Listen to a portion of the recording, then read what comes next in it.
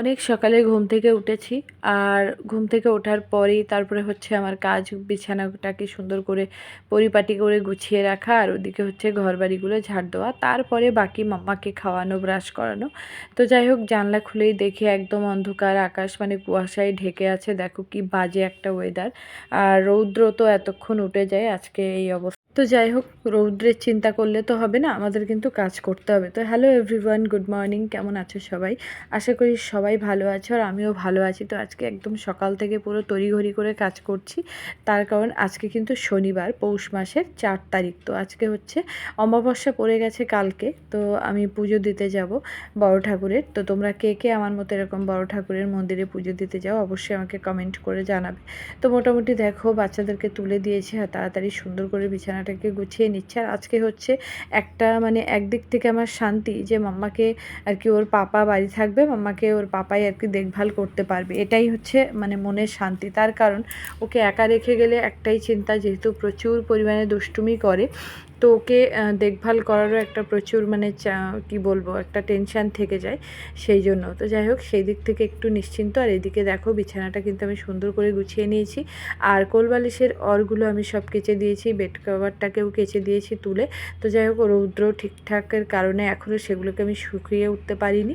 আর এদিকে দেখো, মোটামুটি ঘরটা সুন্দর করে গুছিয়ে নিয়েছি, নিয়ে ঘরটাকে ঝাড়ু লাগিয়ে তারপরে তুলবো ফুল। তো চলো, ঘরটাকে ঝাড়ু লাগিয়ে তারপরে চলে এসেছি দেখো বারান্দায়।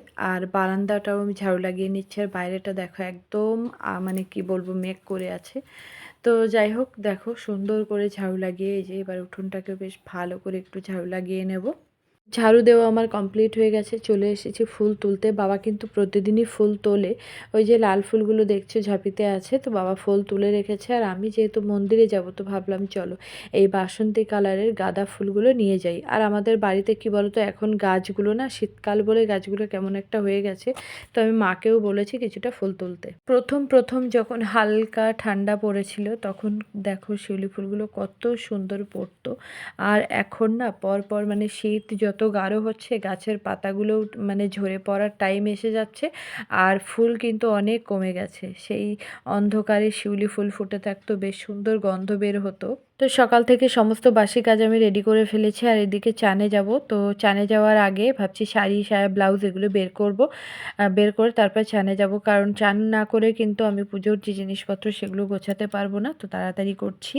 ফাইনালি আমি কিন্তু চান টান করে একদম রেডি হয়ে গেছি। আর আমি এদিকে শাড়িও বের করে রেখে গিয়েছিলাম, কিন্তু মাম্মা দেখো কিভাবে পাতিয়ে রেখে গেছে। মানে ও খেলা করছিল, ঠিক আছে, আমরা যেভাবে শাড়ির দোকান থেকে শাড়ি টাড়ি কিনি ঠিক সেইভাবে, মানে এগুলো পাতিয়ে বেশ সেইভাবে খেলা করছিল। আর আমার এদিকে আলতা পরা অলমোস্ট রেডি, দেখতে পাচ্ছ কেমন লাগছে অবশ্যই কমেন্টে জানিও। তো যাই হোক, চলো রেডি হয়ে বেরোয়। এখন ঘড়ির কাঁটা 9:45, ঠিক আছে। তো চলো, একটা জিনিস খেয়াল করো, শাড়ি কিন্তু আমি বের করেছিলাম একরকম, পরেছি একরকম। তার কারণ শাশুড়ি মা এই শাড়িটা বের করে দিলেন, বলল মন্দিরে যাচ্ছ পুজো দিতে, তো এই নতুন শাড়িটা পরে তারপর পুজোয় যাও। হচ্ছে এই যে মন্দিরে এসে গেছি দেখো। আর এই যে এদিকে ফল কাটবো, তার জন্য বটিও ধুয়ে রেডি করে নিয়েছি। আর এদিকে মন্দিরের পিছনে দেখো একটা মাঠ আছে, তো এখানে বাচ্চারা সব ব্যাডমিন্টন খেলছে। তো চলো, আর এদিকে এই যে আজকে বাবার মন্দিরে পুজো দিতে এসেছি, আজকে যেহেতু শনিবার। তো এই যে দেখো কত সুন্দর, তাই না? তো যাই হোক, চলো এবার ফলটালগুলো কেটে সিন্নিটা মেখে রেডি করি। আর আমি যেহেতু বাড়ির থেকে সিন্নি মেখে আসি না, তো এখান থেকে মন্দিরে বসেই আর কি ফল কাটা, তারপরে সিন্নি প্রসাদ মাখা, এগুলো সব রেডি করি। আর বাড়ি থেকে মোটামুটি দেখো সব কিছু নিয়ে এসেছি গুছিয়ে। তো চলো এগুলোকে রেডি করে তারপরে মোটামুটি পুজো টুজো দেবো। এখানে কিন্তু বড় ঠাকুরের পুজো হয়, মা কালীর পুজো হয়, বাবা শিব ঠাকুরের পুজো হয়। তো আমি প্রসাদ দেখো কেটে রেডি করেছি, আর এদিকে আমি সিন্নি প্রসাদও মাখিয়ে একদম রেডি।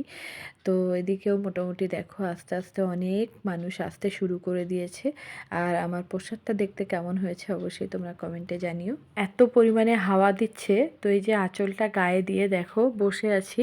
আর এখন মনে হচ্ছে একটা চাদর আনলে ভালো হতো। এদিকে দেখো প্রচুর মানুষ বসে আছি আমরা। আর এদিকে দেখো কত পরিমাণে বালতি জমা হয়ে গেছে। দেখো আজকে ভালো দিন বেশ পুজো দেওয়ার। তো এই যে দেখো অনেক বালতি দেখতে পাচ্ছ, এই বালতির মধ্যে নিজের বালতি কোনটা সেটাই বোঝা দেয়।